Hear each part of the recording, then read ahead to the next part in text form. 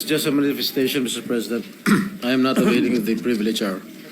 Mr. President, I cannot, in good conscience, let the remarks made earlier by our colleague, Senator Francis Pangilinan, during the Blue Ribbon Committee pass without rebuttal.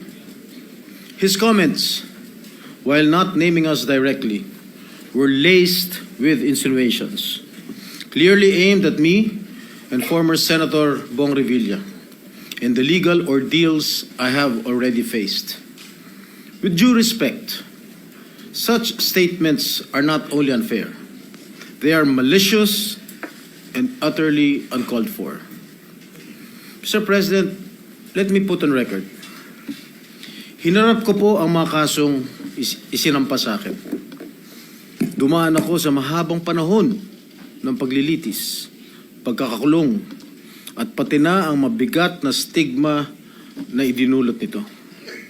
Hindi lamang sa akin, kundi maging sa mga miyembro ng aking pamilya na taon ding nagtiis ng pangungutya, pangmamaliit, at panghusga. Sa huli, napatunayan na walang sapat na batayan ang mga ipinukol sa akin na mga akusasyon.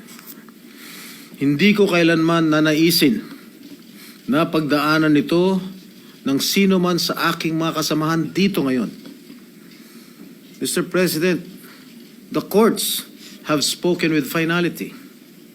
To cast doubt on these decisions is not only an insult to me personally, but a dangerous affront to the judiciary.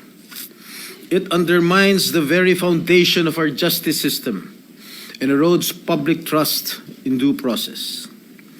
Ginoong Pangulo, hindi ako tutol sa sinasagawang pagdinig ng Blue Ribbon Committee.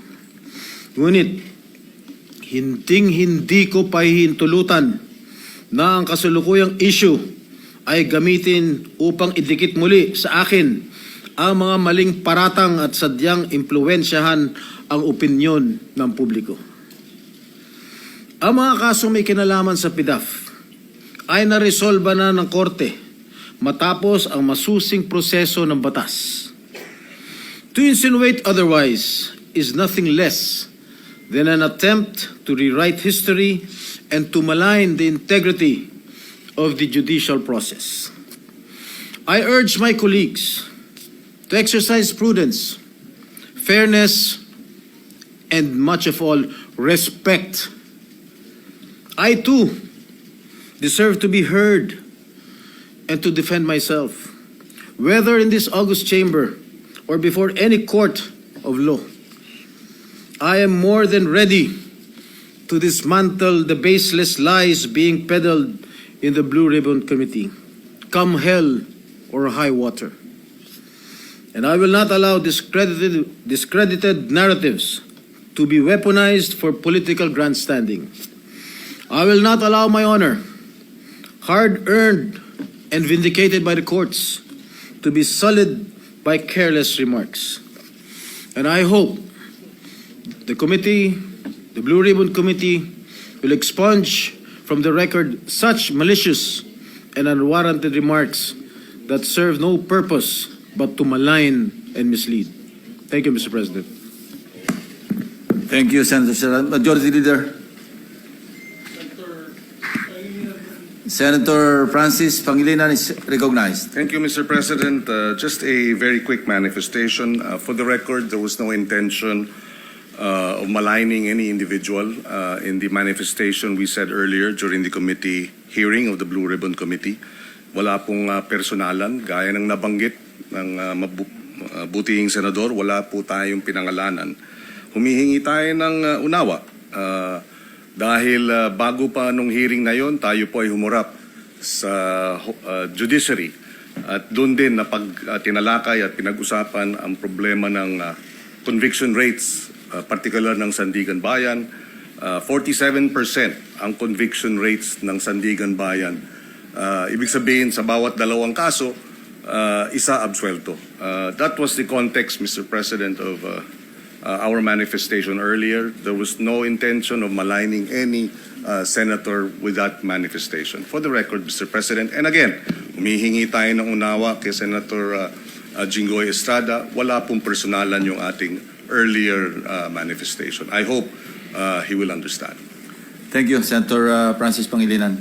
President, Yes, if I you may- may respond. Ang sabi po ni Senator Pangilinan, wala ho siyang binanggit na pangalan. Pero napaka-obvious naman po ang kanyang sinabi kanina dun sa Blue Ribbon Committee. Ang sabi niya, if I may quote, well, if I may, kumari ko siguro ikomento, siguro kung yung Napoles cases inauwi doon, halip na absuelto, kulong. Baka hindi na nangyari itong mas malaking kurakot. Those were the words of Senator Kiko Pangilinan. Sino ba ang pinatatamaan niya? Sino ba ang pinatatamaan mo? Di ba? It's very obvious that I was being alluded to. Remember, Mr. Senator Pangilinan, that I was acquitted by the court. Are you questioning the decision of the court acquitting this representation? You're a lawyer. I'm not. You shouldn't be talking that way. You are undermining the judicial process in our country. You being a member of the bar. Thank you, Mr. President. May I ask, minute for suspension. Majority Leader. May I ask, very Session is clear- suspended. Suspended.